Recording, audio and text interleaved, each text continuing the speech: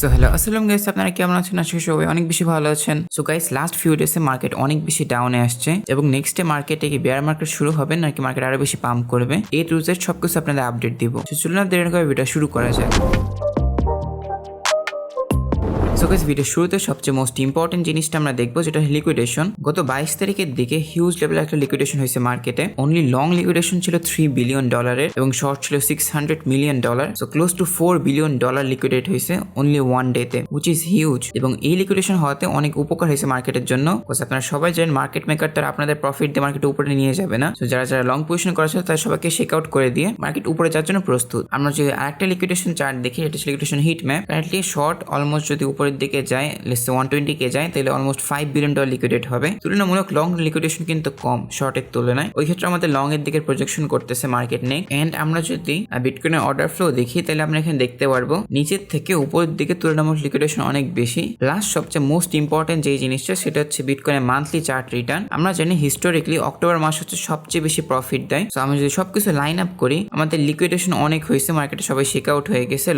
Short liquidation বেশি, উপরের দিকে লিকুইডেশন বেশি। এন্ড ওভারঅল মার্কেট যদি নেক্সট মান্থে সুন্দরভাবে আমাদের হিস্টোরিক্যাল ডাটা ফলো করে, তাহলে উপরে যাওয়ার চান্সেস অনেক বেশি। আমরা জানি প্রত্যেকটা র্যালি করার আগে মার্কেট শেক আউট করে নেয়, বিকজ মার্কেট তো অবভিয়াসলি সবাইকে প্রফিট দিবে না। প্লাস আমাদের যে ফিয়ার অ্যান্ড গ্রিড ইন্ডেক্সটা আছে, এটা দেখতে পাচ্ছেন অনেক লোতে চলে আসছে 34-এ। লাস্ট টাইম যখন এত লোতে আসছিল, এটা হচ্ছে 82K প্রাইস ছিল বিটকয়েনে। মানুষ বলতেছিল বেয়ার মার্কেট শুরু হয়ে গেছে, বুল মার্কেট শেষ। তো মানুষ যখন নেগেটিভ থাকে আপনি তখন বাইং করবেন, মানুষ যখন পজিটিভ থাকে তখন আপনি সেলিং করবেন। এটা আমি আগে অনেকবার বলছি। যখন দেখেন আন্ডার 20-তে যখন ফিয়ার অ্যান্ড গ্রিড ইন্ডেক্সটা ছিল, মার্কেট একদম বটম, পারফেক্ট বটম তৈরি করছে এবং fear and greed index already অনেক লো আছে। সো নেক্সট মান্থে এটা পাম্প করতেই পারে, সেটা পসিবিলিটিস অনেক বেশি হাই। সো ইম্পর্টেন্ট কিছু জিনিসপত্র দেখলাম। এখন আমরা বিটকয়েনের চার্টটা দেখবো। সো গাইস, বিটকয়েনের চার্ট যদি আমি দেখাই আপনারা আগে একটা ভিডিওতে বলছিলাম আই থিঙ্ক, যে এই ফিবোনাচির যে লেভেলগুলো আছে এগুলো অনেক সুন্দরভাবে রেসপেক্ট করে এবং আমাদের যে গোল্ডেন জোনটা আছে একটা ফেয়ার ভ্যালু গ্যাপ আছে। আমি যদি 4 আওয়ার টাইম ফ্রেমে যাই, তাহলে এখানে দেখবেন আপনারা, আমি যদি 4 আওয়ার টাইম ফ্রেমে যাই, তাহলে এখানে দেখতে পারবেন যে 200 ডেজ এর ইএমএটাও আছে। সো ওভারঅল সবকিছু কনজাংশন মিলায় এটা অনেক সুন্দর একটা সাপোর্ট জোন ছিল, যেখান থেকে বিটকয়েন সাপোর্ট নিছে। এন্ড কারেন্টলি বিটকয়েন কোন জায়গা থেকে সাপোর্ট নিতে পারে? ফার্স্ট অফ অল আমাদের ডেইলি 200 ইএমএ যেটা আছে, এটা অলমোস্ট আমাদের সেম সাপোর্ট জোনের কাছাকাছি আসতেছে। আর ফিব অনুযায়ী এটা আমাদের গোল্ডেন জোন। আর এখানে কিছু inverse and normal fair value গ্যাপও আছে। সো এখানটা এসে মার্কেট রিভার্সাল নেওয়ার পসিবিলিটিস অনেক হাই। তাও ম্যানিপুলেশন হইতেই পারে, কজ আপনারা দেখছেন যে এফএমসি মিটিং এর পরে আপনারা সবাই ভাবছিলাম মার্কেট পাম্প করবে, কিন্তু আপনাদের আগের ভিডিওতে আমি বলে দিয়েছিলাম guys, FMC meeting by the news sell the event হওয়ার পসিবিলিটিস অনেক হাই। এবং এক্স্যাক্ট সেটাই হয়েছে। নিউজের আগে হাইপ হয়, মার্কেট পাম্প করে, নিউজটা আসার পরে মার্কেট ক্র্যাশ করা শুরু করে, সবাই প্রফিট বুকিং করে। সো অক্টোবরের জন্য যেরকম অনেক বেশি হাইপ আছে, ওখানেও অনেক ম্যানিপুলেশন হবে এবং এটা হয় স্বাভাবিক। সো আমাদের কারেন্ট চার্টটা একটু যদি আমরা দেখি, সো আমাদের ফার্স্ট মেজর সাপোর্ট জোন হচ্ছে 107K। এক কথায় 200 ইএমএ আপনার সাপোর্ট হিসেবে ধরে নেন।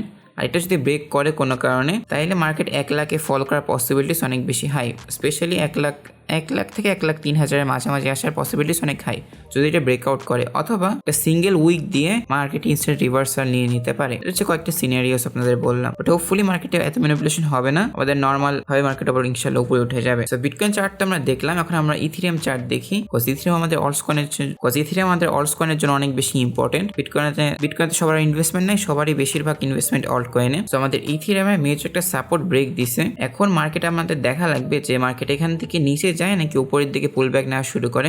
যদি মার্কেট নিচে যায়, তাহলে 3500 এর কাছাকাছি আসার পসিবিলিটিস অনেক হাই। ওই যে বলছিলাম ম্যানিপুলেশন, ওই ম্যানিপুলেশনে এখানে এসে দেন আবার উপরে যাওয়া শুরু করতে পারে, অথবা মার্কেট এখান থেকে ডাইরেক্ট রিভার্সাল নিয়ে উপরে যাওয়া শুরু করতে পারে। আমাদের মেইন জিনিসটা হচ্ছে আমাদের আরো দেখতে হবে এই সাপোর্ট জোনটায় মার্কেট কি করে। এটা কনসলিডেশন করে উপরের দিকে যাবে না কনসলিডেশন করে নিচে একটা ডাম্প মেরে সবাইকে লিকুইডিটি সুইপ করে দিয়ে দেন মার্কেট উপরের দিকে যাবে।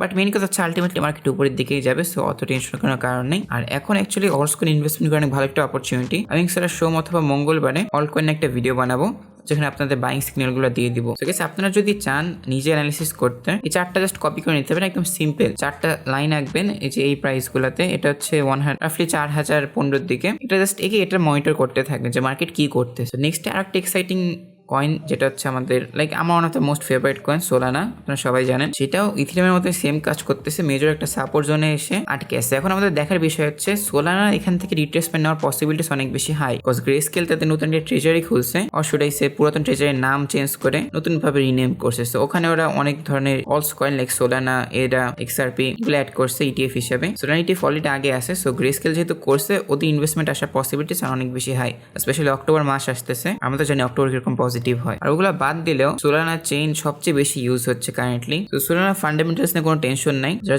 ইনভেস্টমেন্ট করতে চান এখন ইনভেস্টমেন্ট করতে পারেন, অনেক ভালো জোনে আছে। বিকজ আপনি একেবারে বটম কখনোই কিনতে পারবেন না, আপনি গ্র্যাজুয়াল ভাবে ইনভেস্টমেন্ট করতে থাকেন। কিছুদিন আগে আমি বলছিলাম যে কিছু অ্যামাউন্ট ইনভেস্টমেন্ট করে রাখতে, রাফলি 200 এর দিকে একদম পারফেক্ট, তখন হচ্ছে মেবি মার্কেট 240 আশেপাশে ছিল এবং এক্সাক্ট 200 এর আসে, দেন আমাদের অর্ডার হিট করে। এখন মার্কেট ডিপেন্ডস কি করবে, এখন মার্কেট উপরে যাওয়ার পসিবিলিটিস আছে, নিচে যাওয়ার পসিবিলিটিস আছে। যদি নিচে যায় আপনি আবার ডিসিএ করবেন, আর কিছু নিচে আসলে কোন পর্যন্ত আসতে পারে। আমাদের যে এই ট্রেন লাইনটা দেখতেছেন, ট্রেন লাইনটা আমাদের সাপোর্ট হিসাবে কাজ করবে, আর 200 EMA ডে এবং 200 EMA আমাদের সাপোর্ট হিসাবে কাজ করবে। সো আই এম হোপিং 200 যে EMA টা আছে এখানে মার্কেট আসবে, বড় ধরনের একটা উইক দিয়ে আমাদের ট্রেন লাইনটা টাচ করে অথবা আশেপাশে এসে দের মার্কেট আবার রিভার্সাল নেওয়া শুরু করলো। That would be the best scenario. So আমাদের সোল গেল, এটা হচ্ছে মোস্ট ইম্পর্টেন্ট পার্ট, যেটা অলস কয়েনে পাম্প করার জন্য আমাদের বিটকয়েন ডমিনেন্সটা আপনাদের অনেক আগে দিয়ে দিয়েছিলাম ফিবোনাচিটা। আমাদের ফার্স্ট লেভেল থেকে পারফেক্ট ভাবে রিজেকশন পাইছে। আমি বলছিলাম 4 আওয়ার টাইম ফ্রেমে যদি আসি, এই যে 200 ডে EMA টা আছে, একটু লোড হইতে টাইম লাগে, তখন মার্কেট এখানে ছিল যে 400 ডে EMA টা আছে, এটা যদি ক্রস না করে, ক্রস করলে নেক্সট